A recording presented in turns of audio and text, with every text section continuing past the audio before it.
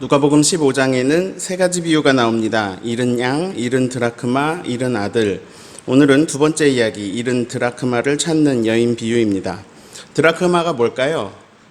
드라크마는 동전입니다. 한 여인이 10개의 드라크마, 10개의 동전을 가지고 있었는데 그 중에 하나를 잃어버렸습니다. 9개가 남아있죠? 아니, 이렇게 말해볼까요? 9개나 남아있죠?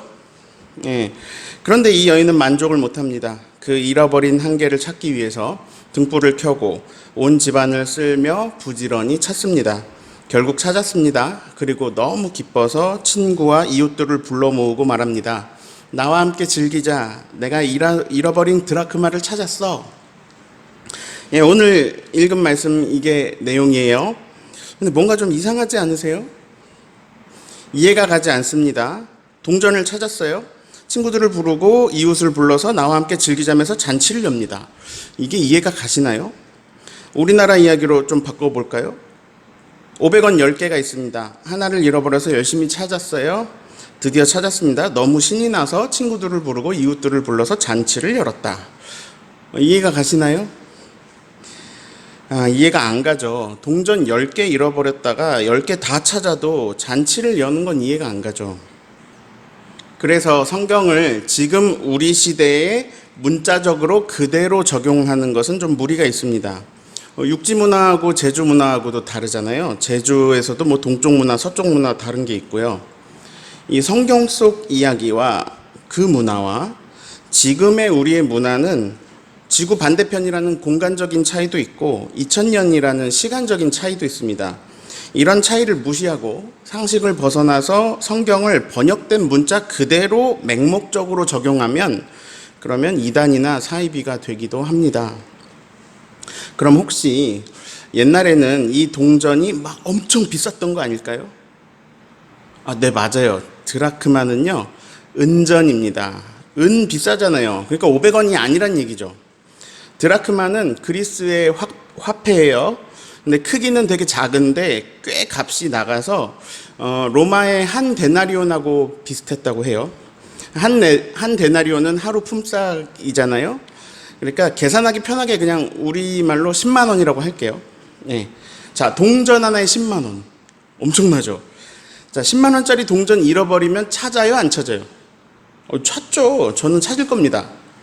찾으면 기쁠까요, 안 기쁠까요? 기쁘죠. 그런데 이해가 가지 않는 부분이 이 부분이에요. 친구들과 이웃들을 불렀다. 자, 10만 원 찾았어요. 사람들 불러서 잔치를 열어요. 이게 계산이 나오나요? 도리어 가지고 있던 9개까지 다 써도 뭐 그래도 모자라겠어요. 그냥 이해가 안 가는 말씀입니다. 뭐지? 그 당대의 돈의 가치로 환산했는데도 이해가 안 가네. 돈을 잃어버렸다. 당연히 찾아야죠. 돈을 찾았다. 신나서 더 큰 돈을 쓴다. 하나님 나라는 이와 같다. 자, 이걸 어떻게 해석해야 될까요? 하나님 나라는 바보 같다? 하나님 나라는 계산적이지 않다? 하나님 나라는 잔치다? 마지막은 맞아요. 하나님 나라는 잔치다. 이거 맞아요. 자, 이 비유의 소재는요, 지금 돈이에요. 드라크마. 그런데 이 말씀은 자본에 입각한 사고로 보시면 도저히 이해할 수 없는 말씀입니다. 이 말씀을 이해하기 위해서 이 노래를 같이 한번 불러보겠습니다. 너의 그 한마디 말도 그 웃음도 나에겐 커다란 의미. 김창완 씨 노래죠. 아이유가 요즘 불러서 젊은이들도 알고 있는 노래입니다. 저희 아버지가 어디에 가셨다가 탁구공만한 옥구슬을 하나 사와가지고 어머니한테 주셨어요. 이게 이제 이 사진 비슷하게 생겼는데 좀 더 진한 초록색이었어요. 제 예상에는 고속도로 휴게소 이런 데서 사오신 것 같아요. 한 5,000원? 뭐 비싸게 잡으면 10,000원? 근데 이제 어머니가 이걸 받으시고 계속 그걸 만지작 쳐다보고 돌려보고 막 하세요. 아빠가 어디 갔다가 어머니를 생각하셨고 그걸 사왔다는 게 기분이 좋으셨나 봐요. 아빠가 안 계실 때는 그걸 계속 가지고 계시더라고요. 근데 저희 어머니가 암에 걸리셨잖아요. 병원에 입원하시는데 그 구슬을 들고 들어가셨어요. 그리고 아버지가 출근하시면 병원에서도 계속 그 구슬을 만지작 이렇게 쳐다보고 계세요. 자, 그 구슬이 5,000원이라고 할 때 어머니에게 그 구슬의 가치가 5,000원일까요? 혹 그 구슬이 30만 원이라고 해도 그 가치가 30만 원일까요? 자, 아까 그 가사에다가 빨간색을 넣어 보았습니다. 나에겐 커다란 의미. 자, 의미라는 단어를 사용해야 이 비유가 이해가 갑니다. 그 구슬하고요, 똑같은 공산품 엄청 많을 거예요. 기념품 가게에서 파는 돌하루방 열쇠고리 엄청 많잖아요. 근데 똑같은 게 많아도 어떤 사람에겐 그게 그냥 열쇠고리고 어떤 사람에겐 그게 또 말할 수 없는 의미가 될 수도 있습니다. 뭐 여기 태극기 모양의 종이가 있다고 해볼게요. 근데 그럼 이거 종이죠. 근데 과거 식민지 일본군이 나타나가지고 이 종이를 태워버린다면 우리는 화가 날 겁니다. 종이를 태우는 행위가 화가 나는 게 아니죠. 우리가 그 종이에 대한민국이라는 의미를 부여하고 있기 때문에 우리에게는 대한민국을 짓밟는 행위가 되는 거죠. 그렇다면 이 여인에게 이 드라크마 하나가 커다란 의미였던 건 아닐까요? 네, 여기가 이 비유를 이해할 수 있는 지점입니다. 즉, 이 여인은 10만 원을 찾았기 때문에 잔치를 여는 게 아닙니다. 자기에게 더할 나위 없는 소중한 보물을 찾은 겁니다. 네, 이 말씀을 더 잘 이해하려면요, 그 당시 유대 관습을 좀 알아야 됩니다. 이 드라크마는 유대 사회에서 화폐 이외에도 약혼식 그리고 결혼식 이럴 때 귀하게 사용되었다고 해요. 남자가 장가갈 때 여자에게 사랑의 징표로 이 드라크마를 10개씩 주었다고 합니다. 이 10개를 팔찌로도 만들고 뭐 목걸이로도 만들고 보통은 머리에 쓰는 이런 머리띠로 만들었는데 이것을 세메디라고 부릅니다. 자, 이 그림을 본 적이 있으시죠? 이 그림을 보시면 여인이 머리에 두르고 있죠? 네, 이게 세메디입니다. 드라크마 10개가 세메디가 되면 이것이 갖는 의미는 10 드라크마하고는 또 비교할 수 없는 귀한 물건이 됩니다. 10 드라크마의 가격은 100만 원이겠죠. 근데 이 세메디의 가치는 100만 원이 아닙니다. 이게 얼마나 소중한 것인지 도둑이 들어도 이 세메디만큼은 가져가지 않았다고 해요. 이거는 그 사람한테 막 생명과도 같은 거니까요. 뿐만 아니라 부채가 있어서 모든 재산을 다 차압당한다고 해도 이 세메디만큼은 제외해 줬다고 합니다. 아직 빚은 남았지만 그건 갚지 마세요. 그걸로는 갚지 마세요. 그만큼 이 여인에게 세메디가 중요한 것입니다. 그러니 여인에게 이 세메디를 구성하는 10개 드라크마 중에 한 개가 너무 소중하겠죠. 그리고 이 10개가 다 있어야 완성작입니다. 근데 그것이 없어졌습니다. 여러분이 여인이라면 어떻게 하시겠습니까? 찾아야죠. 찾아야 됩니다. 다른 것은 눈에 들어오지 않습니다. 8절을 읽겠습니다. 어떤 여자가 10 드라크마가 있는데 하나를 잃으면 등불을 켜고 집을 쓸며 찾아내기까지 부지런히 찾지 아니하겠느냐. 자, 이 말씀에서 지금 낮이에요, 밤이에요? 등불을 켰다. 밤이네요. 이 당시에 뭐 형광등, LED 등 이런 거 없어요. 그리고 손이 2개잖아요. 한 손에는 등불, 한 손에는 빗자루를 쥐고 있습니다. 그리고 온 집안 구석구석을 쓸고 다닙니다. 다른 건 보이지도 않습니다. 밥 먹을 겨를도 없습니다. 그런데 좀 거꾸로 한번 생각해 볼까요? 이 세메디는 도둑들조차 가져가는 일이 없다고 했죠. 그러니까 집에서 없어졌잖아요, 지금. 아무도 가져가지 않는다. 집 안에 있다. 뭐가 걱정이죠? 언젠가는 어디서 나올 거잖아요. 그러니까 지금 밤이잖아요. 밤이니까 애써 찾지 않고 잠 자고 그리고 또 아침에 일어나서 또 밥도 먹고 급한 일 있으면 급한 일도 보고 그리고 찾아도 되겠죠. 당시 기름이 되게 귀했는데요. 뭘 등불을 켭니까? 내일 되면 알아서 해가 뜰 텐데요. 그럼 밝을 때 찾을 수 있는데요. 그러나 여인은 지체하지 않습니다. 왜 그럴까요? 귀하기 때문입니다. 그것이 자신에게 너무나 귀하기 때문입니다. 자, 이 여인이 언제까지 이것을 찾아다닐까요? 8절 밑줄 친 부분에서 답을 찾아보세요. 언제까지 찾습니까? 찾아내기까지. 자, 이거 지난주 잃은 양 비유와도 똑같습니다. 찾아내기까지. 목자는 양을 찾아낼 때까지 찾는다. 여인은 드라크마를 찾아낼 때까지 찾는다. 자, 여기서 목자는, 여기서 여인은 누구일까요? 하나님이십니다. 이 비유는요, 굉장히 어리석게 보입니다. 10만 원 찾고 잔치를 연다. 그런데 이 말씀은 하나님이 그렇게 어리석게 행동하신다는 겁니다. 하나님이 어리석어 보이는 일을 하십니다. 부지런히. 왜냐하면 그 드라크마는 하나님에게 커다란 의미이기 때문입니다. 여기서 드라크마는 무엇일까요? 다른 사람 생각할 거 없습니다. 나입니다. 나.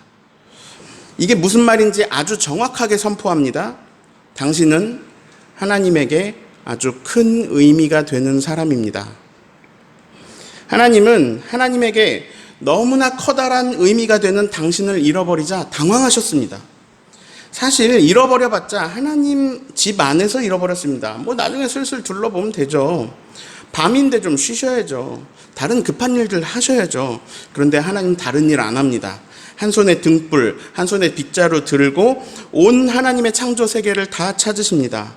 언제까지 하실까요? 당신을 찾으실 때까지. 사람의 가격을 따질 수 있을까요? 따질 수 없겠죠. 그렇지만 그래도 그 금액을 사람값이라고 해보겠습니다. 나는 사람이기에 사람값 정도 하는 사람입니다.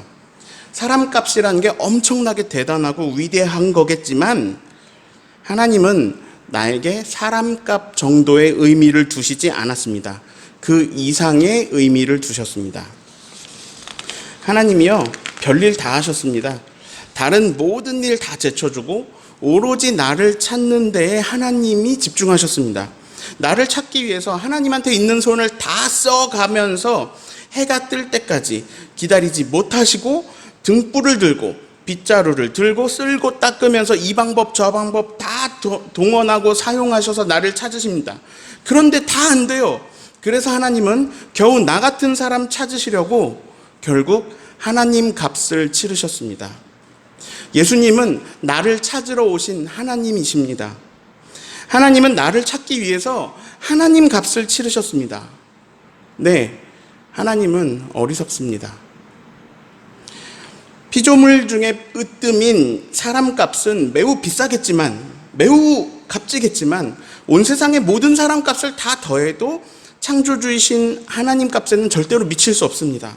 그러나 하나님은 하나님 값을 치르셔서 결국 저를, 결국 여러분을 찾으셨습니다.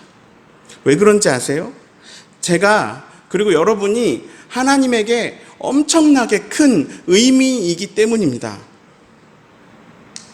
아까 그 가사에서요, 아무것도 아닌 너의 그 한마디 말, 그냥 지나치는 너의 웃음, 이런 게 나에게 엄청난 의미가 된다라는 건데요. 왜 그런지 아세요? 왜 그 한마디 말이, 왜 그 웃음이 큰 의미가 되죠? 사랑하니까.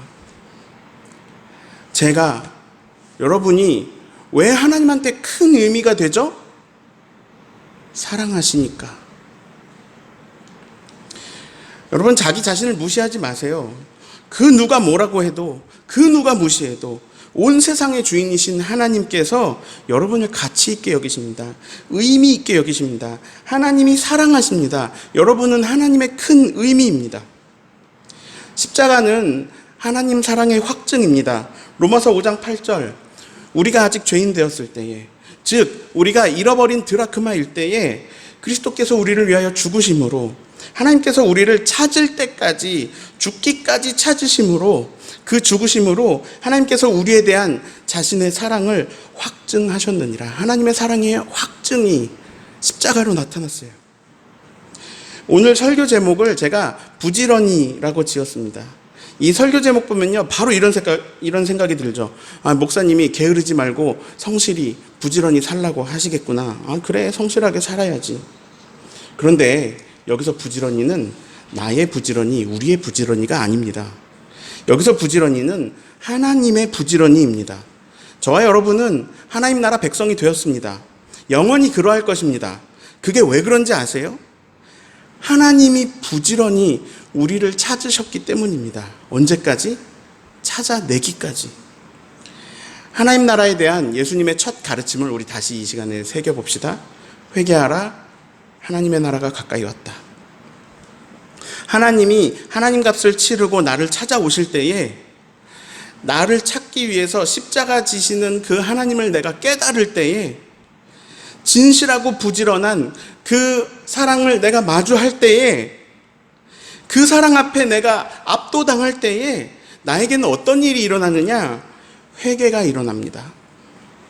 그런데 이때에 하늘에도 놀라운 일이 일어납니다. 하나님께서 나의 회개가 너무 기쁘셔서 나를 찾은 게 너무 기뻐서 천군과 천사들을 막 불러 모으는 겁니다. 그리고 잔치를 여십니다. 이것이 오늘 말씀 비유 결론입니다. 9절 10절입니다. 같이 읽습니다. 또 찾아낸즉 벗과 이웃을 불러 모으고 말하되 나와 함께 즐기자. 잃은 드라크마를 찾아내었노라 하리라. 내가 너희에게 이르노니 이와 같이 죄인 한 사람이 회개하면 하나님의 사자들 앞에 기쁨이 되느니라. 잃은 양 비유에서도 똑같은 말씀 나왔었죠. 7절 죄인 한 사람이 회개하면 하늘에서는 회개할 것 없는 의인 99으로 말미암아 기뻐하는 것보다 더하리라. 죄인 한 사람을 찾으실 때 하늘에 큰 기쁨이 있다는 것입니다. 따라합니다. 내가 하나님의 기쁨이다. 여러분이 얼마나 소중한 사람인지 아십니까? 여러분 한 명으로 인해서 하늘의 잔치가 열립니다. 온 천군과 천사, 하늘의 잔치. 나는요, 나 스스로를 별것 아니라 생각했을지 몰라도, 주변 사람들이 나를 무시했을지 몰라도, 혹 어떤 사람들은 나에게 손가락질 했을지 몰라도, 하나님만은 여러분 찾은 게 너무 기쁘셔가지고 천군 천사들을 불러 모으고 먼저 하늘에 온 그 사람들, 하나님의 사자들, 하나님의 심부름꾼들, 많은 의인들을 불러 모으고 잔치를 여시는 겁니다. 다시 10절을 보자면 한 명이 하나님 앞으로 나올 때 하나님의 사자들 앞에 기쁨이 된다. 하나님은요, 수많은 사자를 나에게 보내셨습니다. 그동안 수많은 사자를 보내셔서 제가 하나님 초대를 또 받고 또 받았고 그랬어요. 그리고 내가 회개할 때 이제 나는 그 많은 사람들의 기쁨입니다. 즉 나는 하나님의 기쁨이고 또한 나는 사람들의 기쁨입니다. 임종철 나라를 세우는데 정신이 팔렸던 임종철은요, 하나님의 사자들이 와서 막 잔치에 계속 초대를 하는데 거절하고 그건 내 관심사 아니고 계속해서 임종철 나라를 세웁니다. 왜냐하면 임종철 나라가 세워지면 행복할 줄 알았습니다. 그런데 그 나라는 세워지지도 않을 뿐더러 세워지더라도 오래가지 못합니다. 성경은 인간이 세운 제국, 모든 제국이 패망하는 것을 증언하고 있습니다. 그리고 인류 역사상 모든 제국은 패망했습니다. 하나님 나라만이 영원하죠. 그리고 혹 나의 왕국이 세워지면 나는 편할 줄 모르지만 내 왕국을 내가 세웠어요. 그럼 나는 편해요. 근데 주변의 모든 관계가 파괴됩니다.